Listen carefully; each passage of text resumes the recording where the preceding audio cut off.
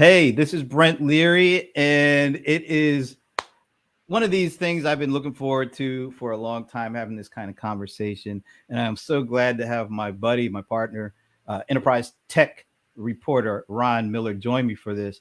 Ron, thank you for doing this, man. This is great. Hey, Brent. Thanks for having me. I think this is going to be a great discussion. I'm really looking forward to this. Yeah, and I know you're feeling pretty good about things going into this conversation because of what happened last night, right? That's right. Mr. As a Boston sports Red Sox. fan, it was a good night for me for sure. I'm actually If kind Paul is tuning in, sorry, Paul. You know I love you, but you know. of well, at least for this conversation, I'm kind of glad it happened since we're all feeling good. We're really excited about what we're going to do for the next hour and 15 minutes or Yeah, so, definitely. which It's is, not going to be about the yes, we, sports. no, we're not going to be talking about sports. We're going to be talking about it's coming up on about close to 18 months, a year and a half since the murder of George Floyd. And, I know you've had conversations with execs around, some of the things that people wanted to do kind of after that with the social justice, with the creating more opportunities for Black and Brown. And I know you've had conversations along those lines. And matter of fact, one of the people that you've discussed this with, we're going to have with us. And Great. I've had those same kind of Yeah. conversations. That's right, too. Yeah, you've had too. So we're going to be just having a kind of, casual conversation around, where are we about a year and a half in going into year two, or maybe we're already in year two Yeah. of the aftermath of the George Floyd murder. And we're going to focus specifically on the technology industry, of course. And so before we introduce the panel, Ron, let me ask you just, quickly, why was this of interest to you? Why was this something that you wanted to discuss and be a part of?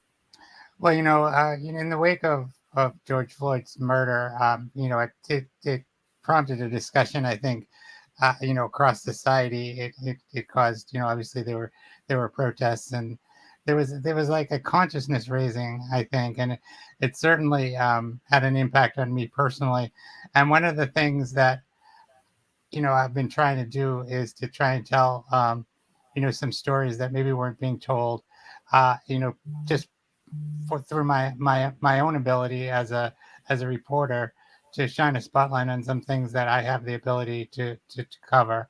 And so I took that opportunity, and I met some people like Alan and Libra who are on the panel today. And there's just there's a lot of work to be done, and both of them have their stories and their work that they're doing, and some of it is direct work on trying to increase diversity. Some of it, like in Alan's case, is trying to, as a Black man, trying to get into the startup world and all of the challenges that he faced. So there's a lot of different angles here, and I'm very excited to be chatting with these people about it. Absolutely. I mean, Ron, I didn't know if you know this, but I'm a Black man. So I Really. just wanted to put that out. Yeah, I thought I'd put that out there. And I've been around the tech industry for Jesus, almost 3 decades. And I've seen, kind of these kind of attempts at movements that ended up just being moments, because a lot of the things that have taken place, last year, they've taken place a decade before that, and a decade before that, and a decade before that. And so, what I was really interested in, particularly with this kind of set of conversations, is trying to figure out, is this going to be different? Is this going to be a more long lasting change? Are we going to see more opportunities coming from the tragedy? Are we going to see actual opportunities beyond, let's say, kind of the social justice? But what about getting more people involved in technology, more opportunities to be leaders in technology, more Absolutely. opportunities to get to the C level, or to build a startup and raise the money and go public. And so that's what kind of really captured my attention about, is this a moment or a movement? And I know I've spoken with one of our guests today about that. And so I'm glad that we're able to kind of bring the folks that we've collectively talked together, bring them all here and have this group discussion. So why Absolutely. don't I just go ahead and let's introduce them. I'm going to let you introduce Libra because your article was the one I saw that made me say, I didn't know Ron was into this.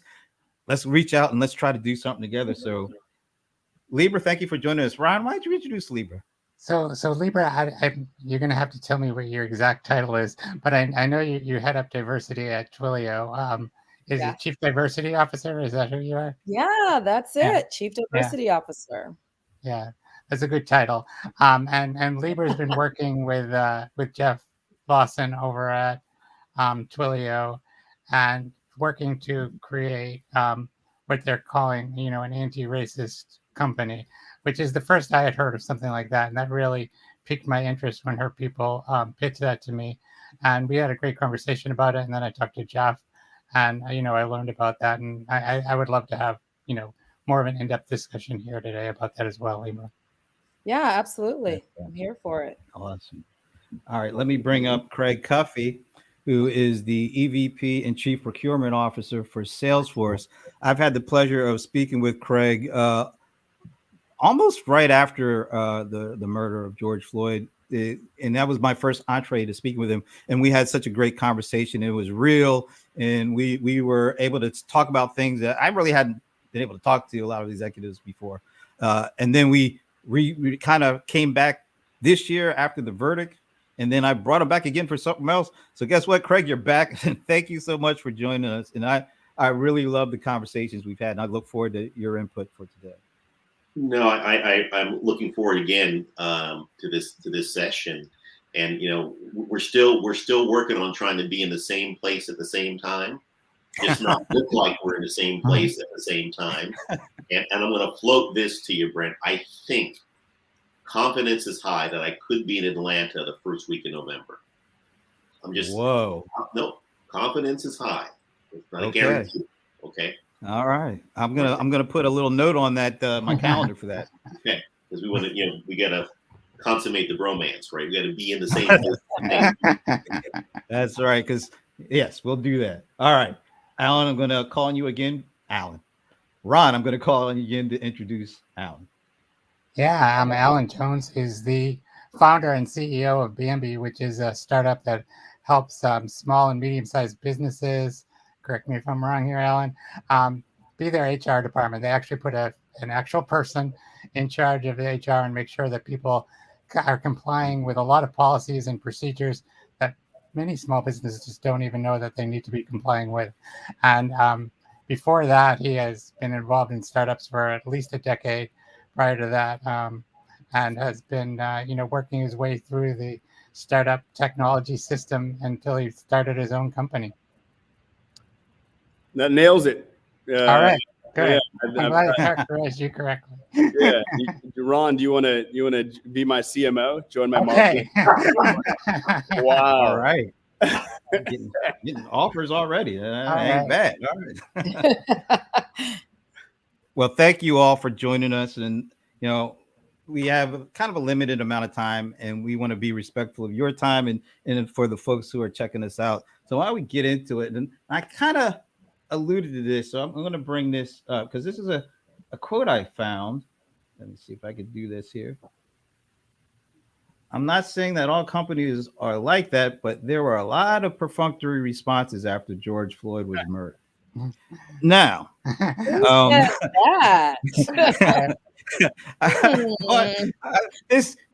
this really hit me. This quote hit me because I do remember, and I think we all probably do, when we go back to the, directly after the murder, there was a lot of companies, expressing, their thoughts and concerns and wanting to do better and wanting to play their part. And so, when we're about 18 months in, and I know each of you you guys, your companies and you individually have done a number of things. But I want to ask, like a general statement when it comes to the general technology space and the people that you see and the companies that you talk to. How do you think we've done so far as an industry in responding to George Floyd and following up on all the talk of opportunities and opportunities to be get into leadership positions, opportunity to get more access to capital, generally speaking? And oh, by the way, Yeah, it was Libra.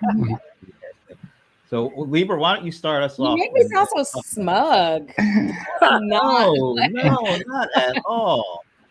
No, I want to But say when you answered that question, I thought you were being very diplomatic. Actually, No, I was. And you know what? That is a diplomatic way to say it. And let me just give you a little bit of history behind that. I first of all, I do think that as an industry, there were responses for sure. If we were talking about tech, people responded, and I don't think that everybody was thinking or intending to shell out these perfunctory statements. I think that people thought they were further along in their diversity journey than they actually are. And so I think the statements were like, hey, we're going to do all these things. And then they recognize that A, they don't fully understand what they needed to do. B, they weren't willing to put the resources and the support behind it. And C, I don't think that what they thought they were doing was solving for what was actually happening. And so I think that it was beautiful when you said earlier that is this a moment or a movement? And I saw a lot of financial support to all these organizations. I remember talking to heads of these organizations like Urban League. They were like, we're just flooded with cash. That's wonderful. But then how does that turn into action? And I think there was a lot of window dressing around like all the things that people wanted to do versus getting inside of what is happening in their companies and fully understanding what some of the problems are. And so it did become perfunctory. And again, I don't know that people's intent was to do that. I think they were just going as far as they could actually deliver and as far as they could go. And so it was certainly something that we continue to watch. And I think that it is something that, as chief diversity officers, it was a huge burden on us because we had to actually perform miracles. And I think that was also a slightly unfair to put that in the hands of chief diversity officers. But I do know there are those CEOs and there are those companies, at least Jeff, that was taking the burden on. Like, this is my job. Like, Jeff was like, I own this as a CEO. So you can certainly see some of the differences between like how some of the companies have actually fared through this. And it's really how much ownership does your CEO have versus how much ownership are you actually sharing or actually handing over to the chief diversity officer to solve. do you think that fact that Jeff was willing to do that, and then carrying out what is not a typical response to create what you're calling an anti-racist effort, not just like you're not just like saying, okay, we're going to hire X number of people. You're actually out to even the playing field, which I think is very different from what a lot of people are doing. They think of it as a numbers game. They do. And I love that, Ron, because that's not how I think of it. It's not a numbers game. It's not. And we also didn't say we wanted to become an anti-racist organization just to say it and continue doing all the old school DEI efforts that didn't get us far. It was really a transformation in our leadership, our values, our systems, and individuals. And so it is a true journey. It's hard. It's hard. And I'm going through the journey. I think there's a bit of this commitment. So first of all, just so you're clear, Jeff and the Twilio executive team made the commitment. I wasn't working at Twilio at the time, so it wasn't driven by me. I joined afterwards. And I think part of it was that I chose to go because everybody was calling me. It was the first time I felt like a star. Like, it was almost like what a mediocre white man feels like when they're being like, when someone's asking like, oh, I want you to work for me. I want you to work for me. Like, the offers were just flowing. And so it was just like, I wanted to go to a place where I knew the CEO legitimately was committed and was vulnerable enough to really go on the transformation. And I needed to feel safe enough to be as vulnerable to not know what this means, because there hasn't been another company that's figured out how to become anti-racist, and we're all on the journey together. And so that was really important, is that we have this safe space and this vulnerability for us to kind of drive what that could potentially look like for our organization and be realistic as well. So it wasn't a numbers. It wasn't for us. I mean, numbers are important. Those things are critical to us. We certainly want to give everyone an opportunity to work at a company that allows them to thrive and to achieve any kind of economic status, absolutely. But that's not exactly what becoming anti-racist is about. Right. Hey, I want to follow up with Craig and get what you've been seeing out in the industry. Salesforce has done a lot, and we're going to get into that. But as you look back at the kind of the initial aftermath of George Floyd and all the things that were said, particularly by folks in the tech industry, have you seen the walk meet the talk 18 months in?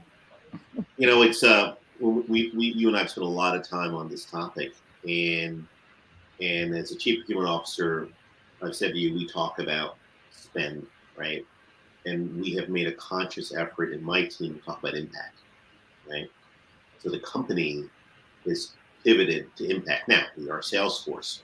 We like salespeople. We like numbers. We like meeting the numbers. So we do have a set of targets and numbers because they're important, right? You have to measure yourself against something.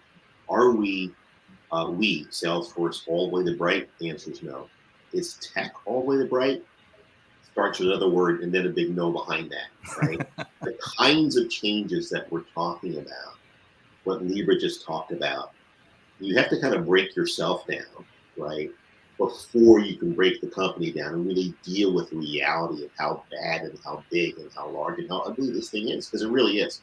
I mean, it really is. And it's a bit of a reckoning on, are we going to move along on this journey? And are we going to set the tone from the top? Because if you go back 18 months ago, people didn't have a voice. CEOs didn't have a voice. They didn't know what to say. They were just shocked and amazed, as we all were. And they began, and people like Libra and our chief diversity officer at the time, Tony Profit, and many others, began to help them get their voices. And then they had to internalize, right? And say, and really believe that, this moment could be a movement that will change over time, not overnight, over time, the world. We're seeing, access to capital, something that you and I have talked about, what that looks like. We're seeing out of Berkeley, the Black Ventures Institute, which Salesforce is a big member, key sponsor, lead sponsor on, that came out of that. And we've gotten, cohort 1 out and cohort 2 going in pretty soon. It's coming. So what you're talking about is changing the entire system, not just hiring is one thing. So we have increased our hiring of diverse VP and above talent by 50% year on year. Great number. Still not enough because we started with a small number, right? That's one piece. Where you spend your money is another piece. What causes you take on are another piece, right? And so by the time you get all those components, those subcomponents of the system going, in the right way, moving together, then, right, we can come back and not declare victory, but talk in a more meaningful way about the progress that's been made, right? Yeah, I mean, it's such a big problem. I mean, Alan, you come at it from, a startup founder side. These guys work for large companies, and they're involved in a sort of a bigger set of problems. But you, as a startup founder, who's a Black man, has had to navigate the system of getting capital. And you guys were talking about maybe it's a little bit easier to get capital now, but if we look at 2020's numbers, Crunchbase I think said that there was $150 billion in capital that was given to startups in 2020. Of that, $1 billion out of 150 billion was given to companies with Black founders. And you and I talked about how that you talk about evening the playing field. I mean, there's just no even playing field when Black founders are only getting $1 billion out of 150 billion. So how is it that the system of providing capital to startups like yours, how does that need to change to allow those numbers to get better? Yeah. So, I'm over here holding my mouth shut as you guys talk. I'm like, tap me in, coach. I have things to say. So like, just before we talk about the fundraising aspect of this, I think it's important to, when people say, have things changed since George Floyd? Well, the answer is like yes and no. Well, because what happened is we had the world and the country looking at an event that Black people had been saying has been happening to us for a very long time, and so the only thing that happened is it opened up the eyes of non-Black people to see what Black people had seen since forever. So now we're on the same page for a moment in time, right? And then with that moment of time, it can drive understanding. Well, you can't action without understanding is just misguided movement, right? Like it's just companies moving around. And so what it sprung into action is the belief that companies have to have a better understanding of what is happening in terms of diversity inside of their organizations. And then once that understanding is built, then you can build actionable plans to to create real change. I think we're still in the understanding phase, and that's okay. At least we're there. And when we talk about fundraising, maybe got a little bit easier for Black folks, in the last couple of years. Well, if you mean it went from basically impossible to virtually impossible, well then sure. Yeah. So I don't even think the right characterization is it got easier, that it misrepresents, the progress and the journey and the hurdles it still takes to be able to go on this journey. It is abysmal. And it's not just because, I'm a Black founder pitching a business. It's because there are so few Black product managers. It is because there are so few Black engineers. It is because there are so few Black VPs. And so the problem is systemic based. Silicon Valley nurtured a lot of the entrepreneurs that sit at the top of companies today, first by allowing them to work in prominent roles at other companies where they were not the founders. Those businesses, most of the businesses that are led is because these people worked at Microsoft and all these other great businesses, and they just happen to be in a different skin than I. And so is it easier? No, it's still virtually impossible. I think I want to hit on one other thing. Is like, I think it's important to realize that even Black leaders are learning along this journey. You're right. Like I'm learning language to describe feelings I've had since I was a child. Right.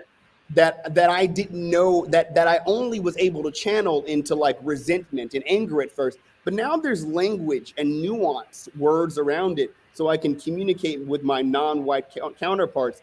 As a Black founder, we were sitting at home. The pandemic was booming. There were race marches in the streets. And I've got a company of about 100 folks, and we're all over Zoom. And so my question is, man, what is my role as CEO in this moment? Question one. Question two, what is my role as a Black founder during this moment? I've never talked about race at large and how it impacts me inside of an organization at large as a leader.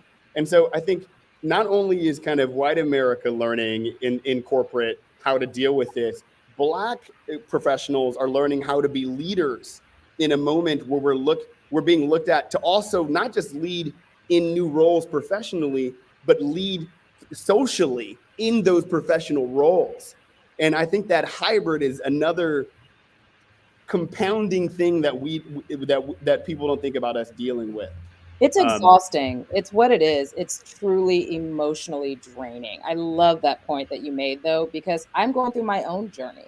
I didn't know what becoming an anti-racist was. Just because I'm Black doesn't mean I'm not racist. Like I can be racist, I can be classist, and so I love that point, Alan. Not to interrupt, but I think I would love, I want to emphasize that point because I had to go through it as well. I had to watch it as well. I had to go through the reckonings with myself and my feelings. And as a chief diversity officer, I had to walk into a company and go through it and walk and mirror what Jeff, my CEO and founder, was going through. And we were trying to figure out our relationship and building that trust as well. People forget that, but that's also part of the journey. So sorry, such a beautiful point. No, I'll echo. I mean, someone had asked, how did you spend your summer? And it was teaching white executives what it's like to be a Black executive. Forget any deeper learning. It was just the onslaught of calls from everyone you knew, from the "How are you feeling?" to the "I'm so sorry" to the "My kids think I'm a racist," right? From one of my peers, and dealing with all of that, and then having. And I think Brent, you and I talk about it, having to find your own voice such that you could help and support. And that took a couple of weeks to figure. I mean, I could not talk to my leadership team for 2 weeks. I did not have the language, right, to have a conversation with them. I just could not. I stopped floating. I mean, someone had said to me, one of my peers said, "Do you remember the first time you experienced this?" And I think, Brent, I told you the story. I was about 6 years old. And that came back to me like a lightning bolt, right? Like a lightning bolt. And then I had to put all, 40 years of my career in my head and try to figure out this. And then as you walk through this, to this day, instances, right, of behavior because I look the way I look, right? And then my behavior through that, what I've taught my children, what I've taught my friends. How do I show up, right? Because all of a sudden, you are the leader. Whether you're the CEO or the CPO or the CDO, you are the leader that people look to help them through this journey. And so the exhausting part is one, you live it. It's like when someone says, I've said this before, when we get to February, you talk about Black History Month. I said, let's just for the record, I'm Black all year round. I was born. And so I'm not special in February. I'm special year long, right?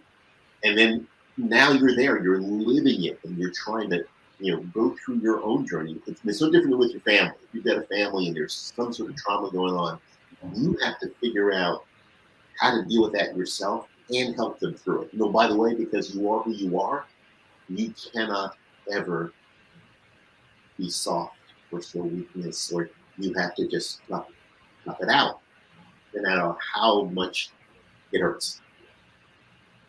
Can I add one more? Can I add one more thing, Ron? Just to absolutely. It's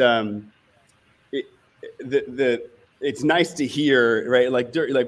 I had the same experience as Craig, which was like, okay, how do I talk to my board? How do I talk to my team? And then once I was able to translate my experiences when I was a kid to the feelings I now have as an adult, then those experiences as an adult to language that makes sense to productively articulate those feelings as an adult, we then have to map them to language of other people who are not marginalized to be able to understand, which is actually doing the work of other people, to be completely frank. But as Black leaders, some of us have taken on the mantle to say it's our responsibility to find where that language mapping is to help get some other people across. So the amount of work isn't even just dealing with, I think, how you articulate how you're feeling as a leader. It's mapping it to people's understanding who have never experienced what you experience at the right weight. So if you're a CEO, now what's the right, do I need to talk this in depth to a customer service person? Well, maybe. What if they're Black? Well, what if they're going through something? And so I think the language mapping has been a ongoing exercise for me that I think is important to realize. And I'm sorry. Go ahead, Libra. Oh, good, Ron. No, I was just going to say that this kind of puts a fine point and, kind of a heartbreaking one on the fact that there's such a dearth of Black leaders, right? And so when something like this happened, it's like people, turn to you guys because you are the people who represent, Black leadership, and there's not enough, and that shows that, if there were more people from historically underrepresented groups working inside organizations at the top of organizations, that conversation might not have been as difficult, but it was because, you're put in this position of being, kind of the spokespeople, which is really wholly unfair. And Hey, exhausting. I would love for you. Yeah. I would love for you to look at this question by Anand Thakre. He's a buddy of mine, Martech expert. Where do you all look to help construct that voice framework and connection and navigate? I think it's a really great question, given all what you guys just said. Anyone want to jump in? Take it. I mean, I think for me, because I had to, I had to go through it as an employee, as a human being, as a Black woman, but I also had to do it as a chief diversity officer. So I think for one, I had a trusted group of other chief diversity officers, and we came together and we were meeting on a regular basis because they understood what I was going through and their roles. And so it was just creating a space of people and a community of folks that are kind of in the same situation to help us to navigate how this would work. The second part of it is I had to get, at least for anti-racism, like I had to get up to speed. Like I literally read Ibram Kendi's book in like 4 or 5 days, and I listened to the podcast. Now I'm reading Heather McGhee's book. Like it's reading because I needed to catch up because there was a lot of folks that were reading. I wasn't reading it. I was living it. But I needed to hear and see how it was academically being shared to non-Black people or the majority folks I couldn't say majority because I needed to map and fully understand and align with how they were reading and processing things. And so there was a bit of educating myself around like, okay, we said we were going to become an anti-racist. And I was like, oh my God, I don't even know what does that mean? Like, and so it was a bit of educating myself, reading all the anti-racist books, listening to podcasts, having a trusted group of people that in community that helped me to come up with the terms and the language, and also influencing. I also had to influence the board, influence the CEO, and it's not influencing them to go down this road. It's the influence of how this is going to take shape for the company. And so I do think that I think it's a really good question. What I also wanted to share, and I'm sure we'll get to it at some point, is where would love to hear from everybody is, and now what? We're a year and a half out. Now I'm starting to question not my or certain people's commitments, but I do want to question, like, is it a moment? Was it a moment? And how are we continuing on this journey of reckoning and action? And that's where I think I'm trying to really understand and get that language, but also action to map that back to how we want to start to progress as a company. And I want to progress and evolve as a leader. I think it's not a moment. I think it's a movement. I know, one personally, and then from my career standpoint, I've never seen anything like this, right? When you have, the business roundtable, this is at the top of their agenda. You have companies like Salesforce talking about legislation in states that are doing things that are so that are completely left of right of what we think should be right of center around border registration and other things, and we've institutionalized things that have been ideas like we have a diverse recruiting team. That's what they focus on, right? And it's not to get the numbers; it's to make sure that folks come and become a part of the franchise. Because if you can't get Black engineers, Black product managers, you can't develop and grow them, you're never going to get them. It will never change. We are doing across the entire company, I'm deeply involved in this microaggression training, right? I've got 3 hours of interview training, right? So that we capture underrepresented minorities as candidates. This is across every leader in the company. Again, I get back to what I said earlier. It's changing the system. It's building a different foundation. The foundation for this house we have right now, right, is not the one, right, that gets us the outcomes that we want for the country, for the world. So you have to change it. and I think I said this to Brent a year ago, you know, if there's a CEO that's not on this journey, you know, they need to get on board, right? You do not want to be on the wrong side of this, period, the end. And obviously some CEOs are more passionate than others. That is who they are. That's what their experience set has been. And we can't make them unlearn what they've learned, but we can teach them some new things and let that roll in their head and figure out, help them build new constructs to deal with this and work with this and embrace this. That's, you know, if we don't do it now and keep it going, yeah, is the energy different than it was a year and a half ago? Absolutely, the energy is different, right? Protests are few and far between. They may not make the news at all, right, anymore, if there are protests. But at the same time, at that point in time and thereafter for several months, the message got out that that kind of behavior and the outcomes of that behavior are no longer tolerated. And a population that had been oppressed for 400 plus years on this continent found their voice, right? The rest of their voice. It started a long time ago. People forget the civil rights movement and what that meant. That was Act 1. 50 years later, we're in Act 2, right? I may not live long enough to see Act 3. I'm going to try, right? I'm going to try. I'm not going anywhere soon, Ron. I'm just saying. I'm not as young as Alan, or he just may be older than me and looks really good. I'm not sure.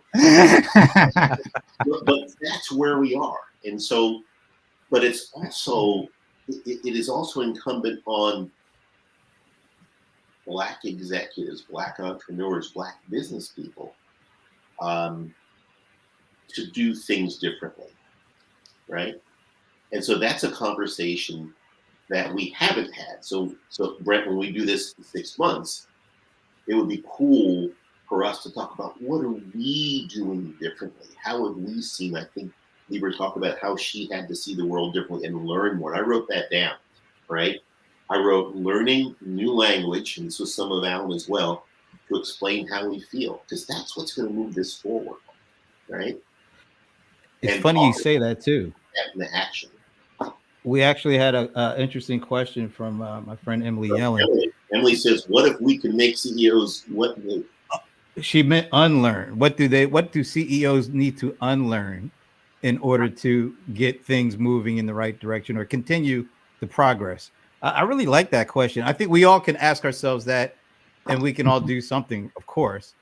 But what do the CEOs need to do? I mean, you guys, you know, with Jeff and Mark, your CEOs are really progressive in this area, and it didn't just start with George Floyd. But what should the average tech CEO of, you know, let's say some of the bigger tech companies, what should they maybe either unlearn or learn from Jeff or Mark?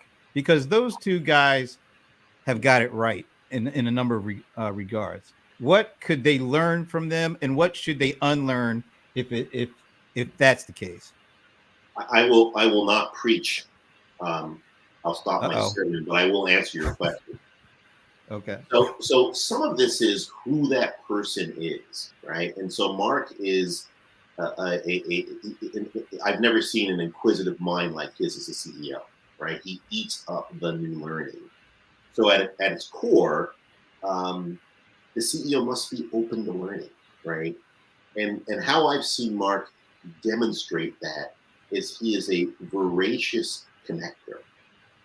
And he's got a network that it's just unimaginable how big it is. And he'll reach into that network to hit the poll and get a point of view on an issue and help form and be informed and have informed opinions. And that's really important because we all have these crazy jobs. And I know Alan, as the CEO, you get isolated, right? You get isolated from the rest of the world because you have to be very focused on what's in front of you to move your company forward. But being able to do that lateral and let things come into you, right, through different channels other than it being served up by your leadership team, I think is unbelievably important to be open to learning. Yeah, I'll jump in here too. I think I've got a little bit of I agree with everything Craig just said, but I've got a little bit of a different take, which is, I think there were only a certain percentage of CEOs who were going to get to learn and change their behavior. I think, unfortunately, a lot of CEOs are the benefactors of the system in which we talk about changing. And I think, there are 20% you're going to be able to get the change, 30% you're going to be able to get the change. And then maybe 50% you're going to get to pretend like they're making the changes. And that might just be good enough, so long as the infrastructure in the organizations are actually doing better for diversity. Like maybe you can't change the minds of all those CEOs, but if that CEO pretending to care gets the infrastructure built in those organizations to actually think about hiring diverse talent, that may be as good as it gets for us. And then I think, carrots and sticks really work. The days of being able to, my team today, half of what they say when I hire a new executive is they tour our headquarters in downtown LA and they comment on how diverse the employees are. And that is now acted as an attractor of top talent in the LA-based market, right? Innovative, big thinkers, people with critical thinking ability. They aren't just chasing the dollar. They're chasing the diversity of the experiences they get to have while they make that dollar.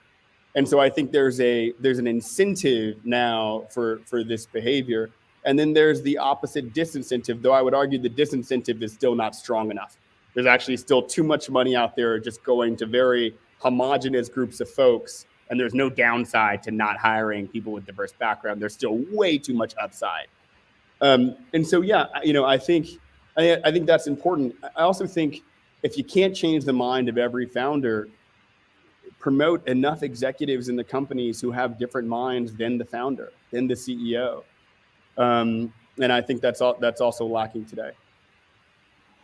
So one thing I want to ask you guys is that, when you think about, you're talking about business being the leaders here, right? And I know that Mark and Brad at Salesforce have talked about, in particular, business being a force for change, for positive change. And when you look at, Craig talked about it. It's 400 years of history here, and you have, a system, of education, of healthcare, of economics, of generational wealth, of all these kinds of things that have kind of built up over time, and you have that all going on in the society at large. And I'm wondering, how you think business can push all of that forward, because it's going to take more than, diversity efforts inside a company.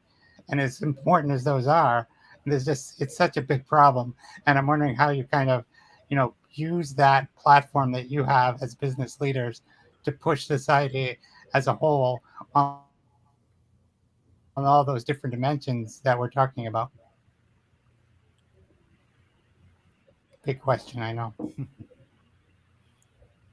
Wow. I feel like as business leaders, how are we pushing that out as a whole? I'm trying to really understand and kind of wrap my arms around it, because it's just a whole social problem, right? It is. It's not a confined problem. It's a problem across every spectrum of society. And there has to be a way to somebody's got to be pushing change. And there's some bubbling up from the bottom, which is why we're having this discussion. And then there has to be broader substantive change. And how do we bring that about? Yeah, can I jump in? I think we can't. We can't. You can't take a problem that the masses have, the mass of the country has been, the beneficiary of, and then isolate the fixers of said problem to 4% of the population. We can't do that. And I think that the question is, what's the right amount of contribution of change that business leaders play in our social fabric? Right. And then what's the right amount every individual citizen plays? And then what's the right amount government officials actually play? Right. But when you isolate it just to business leaders, You're using a fraction of the population to solve a problem that's way too large for us. This goes, I'm not going to preach here either. I'll try not to, Greg. This comes down to voting in local elections. This comes down to having more representation in politics. This comes down to, the more representation in movies. Like this is a holistic problem, and putting it all on, the CEO of Fortune 500 companies is disingenuous, and I think destined to fail. And I think a lot of people do it. And that's just not the way we're going to solve this problem in the long term. Yeah, and I agree with that. I would say that I think a lot of CEOs, because they're natural founders and developers, they think they can solve a problem that the country hasn't solved. Like, I just sit around and I think to myself, I just thinking about, I was like, oh my God, there's so much pressure to turn this organization around to become anti-racist. I don't think we're going to, it's an impossible task. We can't be an anti-racist organization tomorrow or in a year or in 5 years. It's evolving. But if the Obamas couldn't figure out how to turn this country around to be slightly anti-racist, how the hell do you think I'm supposed to do it? How the hell do you think Jeff or anybody else is? And they had, they were the most powerful people, Black people in the world for 8 years. And so I think it's a little unrealistic. And I agree with Alan. And I think that's why I was trying to wrap my arms around it. Are you thinking that from you could take it down another level and think about, okay, what is any CEO's role in helping to drive this? I think there is a personal contribution as a business owner, as a founder and a CEO to start to contribute to what the society can become. Yes, absolutely, 100%. And that's called business. That's called leadership and transformation. And under the guise of anti-racism and whatever you want to call it, I think that is where you can see those who lead and those who talk.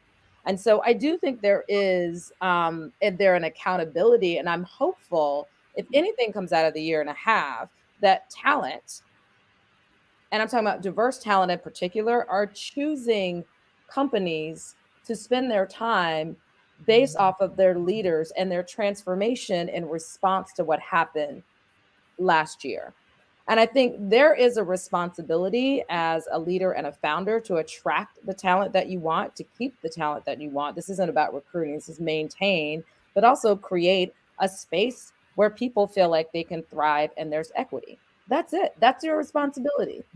I don't know if there's a larger contribution to the world. I think any CEO that thinks they can, I'm sure there are, hats off. I think there are people out there driving, very clear. I want to build a Tesla. I want to go to the moon. Wonderful. You can do that. I don't know that we are, and I agree with Alan's point. Like, I don't know that we can put the weight of the world of 500 years of who we are as a country and then how it's impacted globally on the weight of CEOs who still have to figure out what that means for them.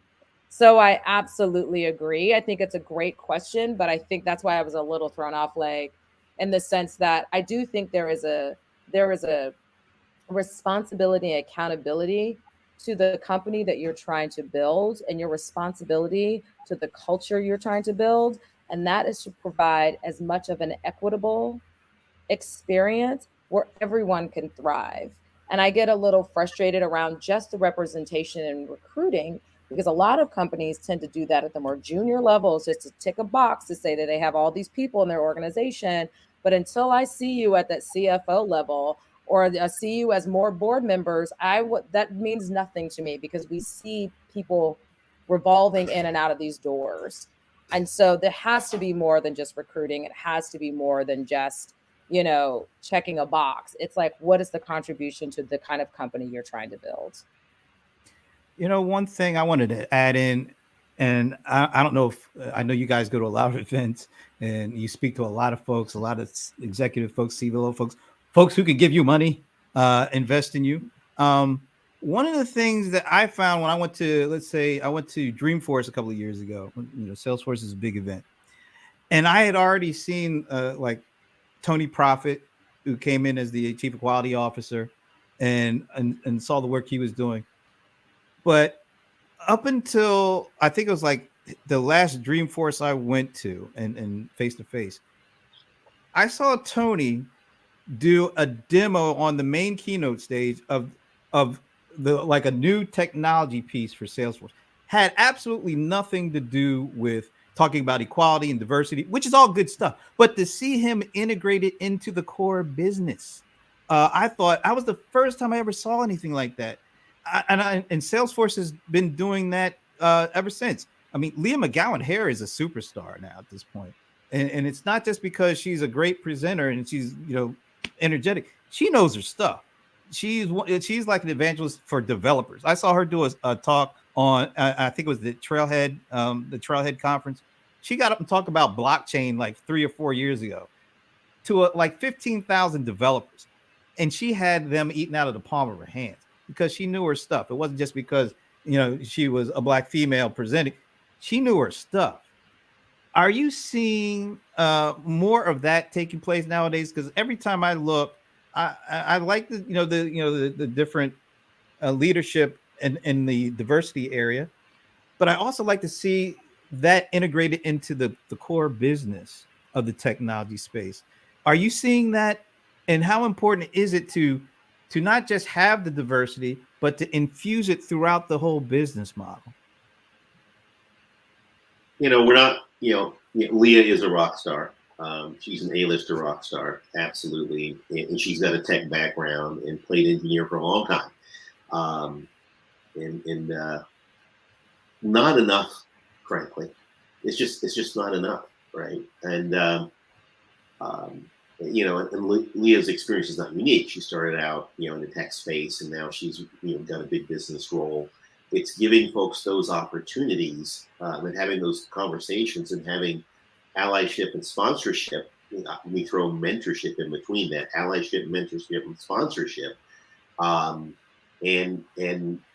she's been at Salesforce a while, but has had a fantastic journey, right? But we need to give folks opportunities to do that, right? And to your point, not just because she's a good presenter, right? Because she really, really is competent, right?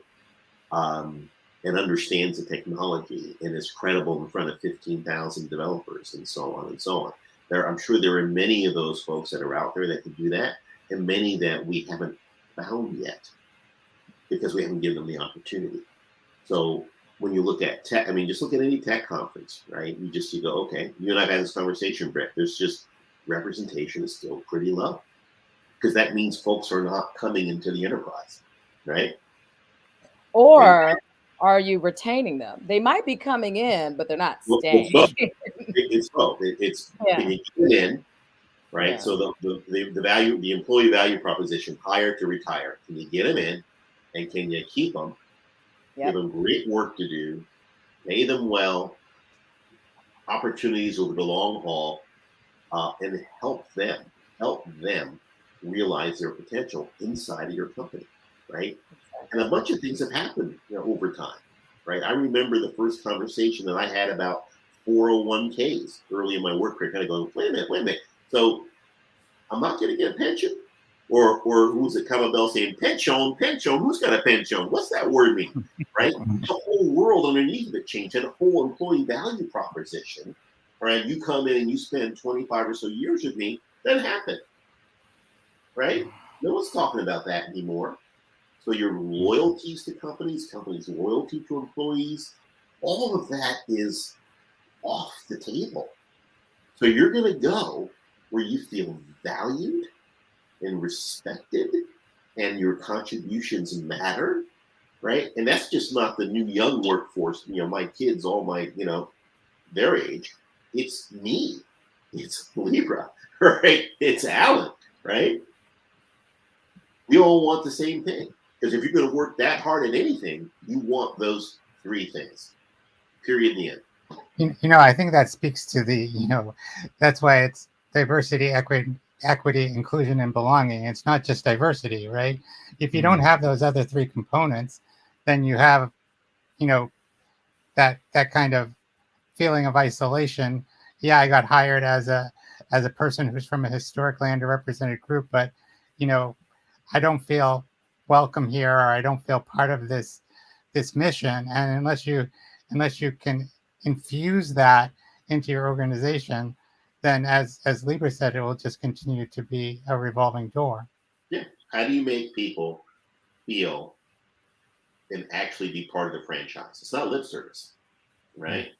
It's, we talked about the warm line, not something we invented, but it's specifically for folks to call on a number of issues. And the biggest reason they call is about, I don't feel like I belong. Is this the right place for me? Oh, trust me, we have all had that. right. In our career. Is this way too much? Right. Did I think the right decision? Yeah. Right. Did I give up all of that because this doesn't feel very good? We've all gone through that. But people need to feel like they belong and they contribute. Really, really important. In particular, every senior minority that comes in the company, somehow they find me, which is fantastic. Or I find them. And we get a calendar on the calendar for about 30 minutes or so. I do my best to set up recurring sessions. And then you may get, Brent hasn't got one yet because we spend a lot of time doing this stuff. You get a call from me saying, how are you doing? Just tell me how you're doing. And those things are really, really important that contribute to belonging. I want to ask a question to Alan, because I find that you're in a unique position. You're a Black tech CEO who raised some real money, some serious money. Do you see the perception of you as a CEO? And I know you started Bambi 4 years ago, but I think I read somewhere where you actually your first business was when you were 23 thereabouts. Is that about right? Yeah. So I founded my first company when I was 23. That's right. Okay. So you started 23, founded your company. Then I saw you went to what's the one that starts with a Z? I was the chief marketing officer of ZipRecruiter for 3 years. ZipRecruiter. That's right. So you and you're ironically, because I saw that you were on a program with my buddy John Lawson, because you didn't go to college, right? I did not. Yeah. No. I mean, that's right. I did a semester. You did a little drive-by. You did a drive-by. That's it's okay. It's all right. One semester too many there, Alan. I think you're doing fine. Yeah, I think you're doing fine because you got Bambi rolling 4 years. You've gone through 2 rounds. Yeah. You've got at least 100 employees, right? Got about 120 employees. Yeah. 120 employees. You are a success already, even though there's way more success to be had for you. Do you feel like the perception that you are getting from the tech community and from the folks that you talk to, from the startup community to the VC community, do you feel like they perceive you any differently now? And let's stay kind of take away. Yeah, you're more successful, but do you think that they would view you even more successfully if you were not a Black CEO, tech CEO?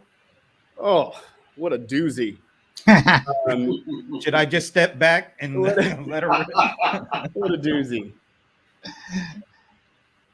I'm going to give you the full screen on this one. Let her rip, man. So, the very nature, I think, of being an entrepreneur means I'm naturally highly accountable, which means the way that I internalize any hardship, any friction, anything that seems like it should be easier but isn't, is I think about what I can change to change that circumstance, to be able to get over a line, to be able to close that round. What I almost never do is internalize what other people can change, whether that be their view of me or how they treat me, so that I can accomplish something, because I can't control them, I can only control me. And the reason that's a doozy of a question is because it forces me to think about how the perception of, how my perception to others is changing how I move on this earth, right? My trajectory or what I can get done. It would be disingenuous, though, to answer that question with anything other than, yes, of course, I'd be perceived differently if I were white. The facts, make that very, very clear. I think, and I think I've known that since my very first technology job, right? I I dropped out of college when I was 19, moved to the city from San Bernardino, California to Los Angeles. Got my first job at a company called Helio, which was a $750 million joint venture between SK Telecom and Earthlink as a quality assurance tester. I was treated very differently there. I then moved to a product manager role at a company called My Life. And, a guy there that was the VP of product, when I was in a meeting he didn't want me in, he would say, "What the F are you doing in this meeting?" He would literally say that to me in the meeting in front of mostly other white faces. And he would never speak that way to anyone else. He also had some racial nicknames for me as well that he talked about kind of in the kitchen. I remember the first time I went to go raise a financing round, the venture capitalists proceeded to tell me the list of white men who I was not to justify why the valuation I was asking for was way too high. Alan Jones, you were not so-and-so, so-and-so, and so-and-so. I think I've never internalized those perceptions, though, to decide and determine what I would succeed at. And because of that, those things don't matter. So the answer is yes, but ultimately I have the black skin that God has blessed me with. And my job is to navigate on this earth to paint a path and a picture of what success can look like for other people in black bodies, regardless of the perception of me by people who are not black. That's almost irrelevant to me. And I will begin passing the plate after that. Sorry, I know. You gave me the camera by myself. I went off on a tangent. Sorry about that. No. I give sermons. So I give sermons. I'm not going to pretend that I don't. We'll just set up a thing. We can take your money online. We like silent offerings, electronic silent offerings. Wow.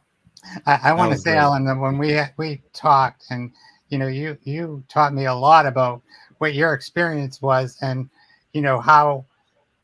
how you were perceived when you walked into venture capitalist boardrooms, as opposed to what a prototypical white Stanford engineering graduate would be treated when they walked into that same room. And I think that you're absolutely right that it's a fact that you have to your barrier to entry is higher because of the color of your skin, and it's not right or fair, but it's the way it is, and that's why we have to have more conversations like this, I think, to begin to put the spotlight on that and have people not just say we're going to be investing in more black people and then only invest in less than 1% of black-owned companies, but to actually do it.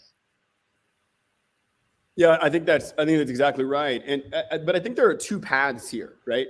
There's Alan, who's CEO now and has the ability to impact change. And then there's Alan, who wanted to be a CEO. And there are two distinct messages for both.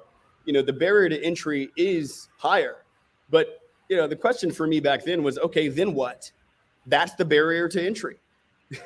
For black guys like me and girls like me who still want to become an entrepreneur, if that's the barrier to entry, how do you get across that barrier?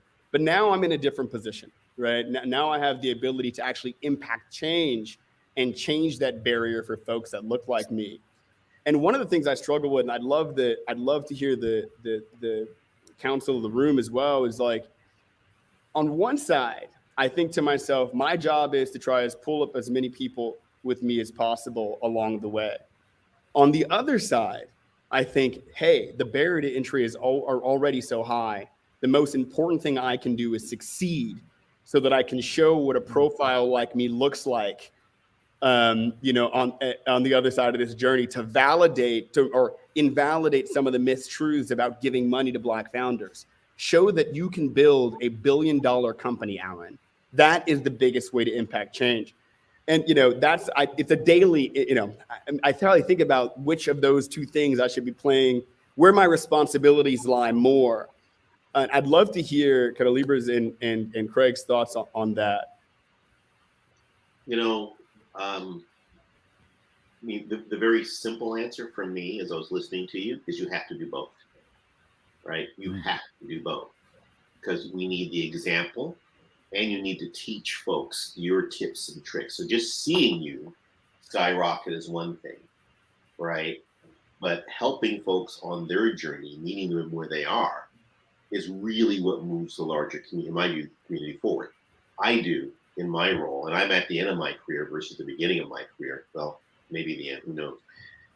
A ton of coaching and mentoring is people want to say, well, how'd you get there? Well, I don't think this is anything special, right? Of where I am and where I sit in this company. But I can tell you about me, and I can pick you up when you fall, and I can call you when you're crying, or when you. I spent about 2 years, a little investment firm that I created. I left corporate. I told my wife I was leaving corporate. She's like, okay, we'll see how long this lasts.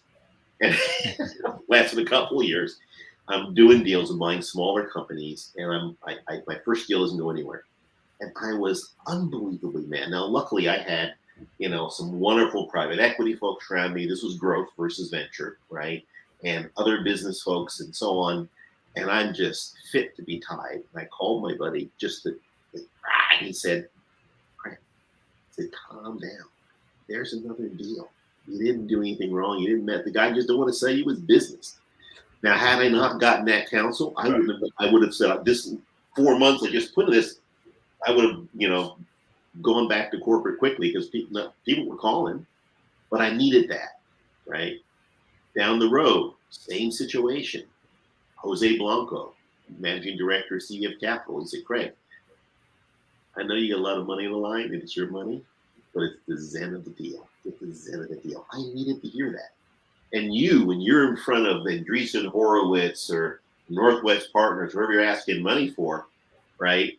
Folks are going to have that same experience, and you can tell them what it's like, what it's like to sit on the edge of your chair and ask someone for $10 million or $20 million or $30 million, because that's rarefied air that people get to do that, and it's unbelievably stressful. You're not going to make their stress go away, but you're going to help them work through that conversation. And that's really, really, really important in my view. I agree with that. I just think about the fact that we've been sitting around talking about there's not that many of us here, and we can't get there if we're not hiring each other and bringing them along.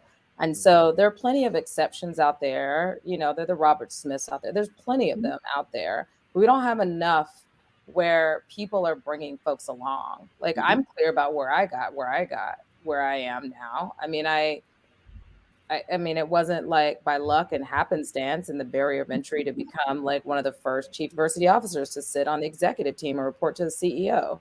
Not that many of us. Yep. So but that's like it. There were people along with me. There was someone that got the job before me and didn't take it and handed it over to me. Like, I'm clear.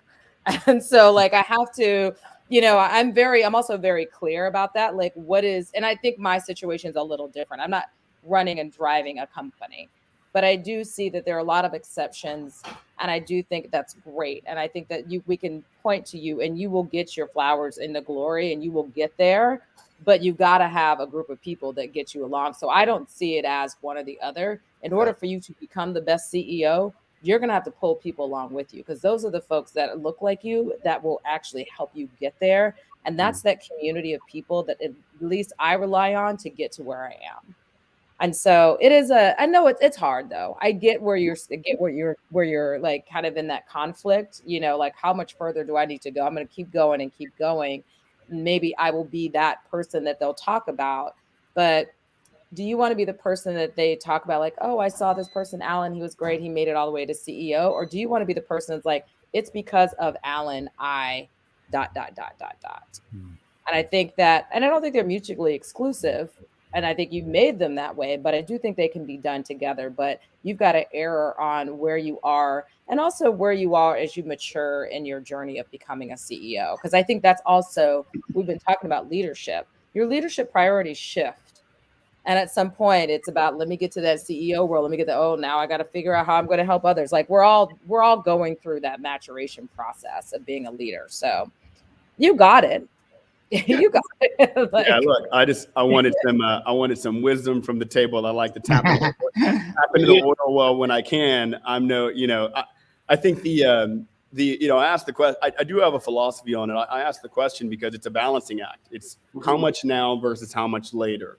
How much now versus how much later, right? And trying to make sure that you got that calibration right. And I think we as Black leaders, we always feel like we can do more. Well, one, you never get it right. Yeah. You always feel like you can do more. You can never deliver to your own expectations. So you just have to understand that, right?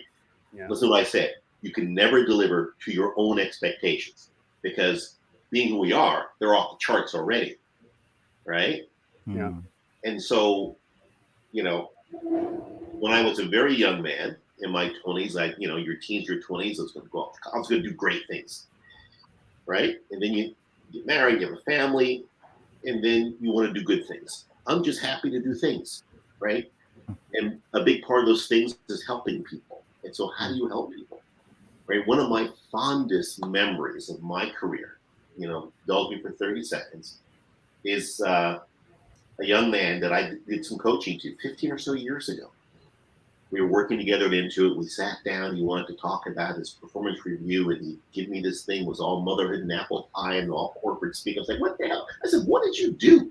He goes, "Oh, I did this." I said, "Then put that down on the paper." Right? A couple of months go by, and he said, "Listen, I was the highest rated, employee in my group. Blah blah blah. Thanks for helping me." 2 years after that, he's in a barbershop in San Jose. My daughter, my middle daughter, took my youngest son to get a haircut. And this guy comes in and he says, "Are you Craig Cuffey's daughter?" Because, she's much cuter than me. That kind of looks like it's the Cuffey nose, we call it. And he said, "Yes." And he said, "Your dad really helped me." And she told me that story. My heart, as the Grinch, grew 3 sizes that day. Right? And that's the moment when you think about the coaching and mentoring where people, they have their own milestones and breakthroughs, and they look back at you and go, you really helped me. That's it. That's why I do it. I think the difference that you're all talking about is the difference between being a role model and being a mentor. And you are a role model just by virtue of the jobs that you have. Yep. And you are showing, young people that there is something that they can aspire to and it's achievable. And, in spite of what they may be hearing in the world, that they can, get these kinds of positions and they can achieve this kind of success.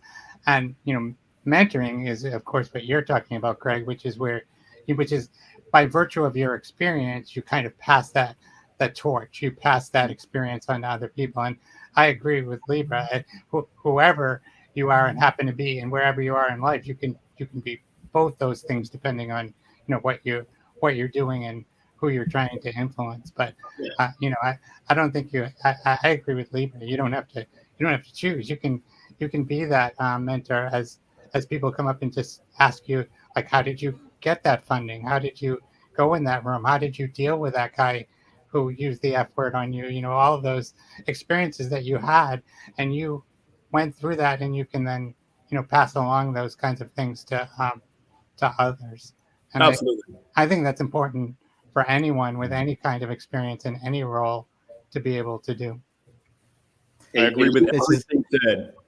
Yeah, and Alan, you'll find the balance. I mean, my old chemistry teacher said water seeks its own level, and it does. Right, water will just you'll figure out that balance. I love that, Craig. Yeah, water seeks its own level. That's perfect. Water seeks its own level, and you will find that balance point. It may seem overwhelming, but I tell people, okay, I got a half hour once a quarter.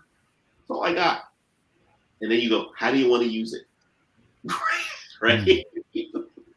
How do you want to use this half hour once a quarter? How do you want to use this hour twice a year? How do you want to? And it all works. And then you get really efficient, and they get really efficient. But it's not the dumping ground. It's that how can I really help you? Yep. I know better than to get 2 Black superstars on the line and not ask for a little bit of advice. So thank you. I appreciate it. What a wonderful conversation. This has been great, and I can't believe it. We're at our time. But I know, Alan, you asked for 2 superstar opinion. Let me give you a third from my buddy Jeff. He says you need to go IPO and go public and get that market cap up, and then pop your chest out and say, yeah, I did that. I added that part. I just added that part. I'm sorry. Jeff, that sounds like some sound advice. Alan Jones agrees. God, this has been so good. I can't believe it's already at the end of this time that we had together. I just want to thank you all for making the time to have this kind of conversation. Not just a conversation. It was just what I think I can speak for Ron, what we were hoping for. Absolutely. Really frank, honest. You know, you guys started asking each other questions. Alan got some good mentorship in there, which is always a good thing. I just love this. Thanks again for you doing this. And I would love to do this again sometime down the line if you guys are all up for it. That'd be really great. And I also want to thank everybody that has listened and commented. Lots of interesting comments, questions. We couldn't get to everything because the conversation was just so good. I didn't feel like breaking it up. You guys are just rolling.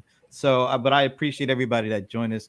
And Ron, thank you for co-hosting with me. Oh, thank you for having me. And, I want to say that yesterday when we had a little planning meeting and we said, like, how are we going to do this? And, both of us basically came to the conclusion, we're just going to let these people talk. And, chances are they're going to say some interesting stuff. And it went according to plan. And I just want to thank you all very much for coming. Awesome. Thank you so much. This was fantastic. This is wonderful, guys. Thank you very much. Craig and Libra, nice to meet you. Nice to meet you all. Bye. Bye, everybody. We'll make sure everybody gets everybody's contact information. But thanks again. And I will see you tomorrow with CRM Players. And thanks again for everybody showing up, and take care.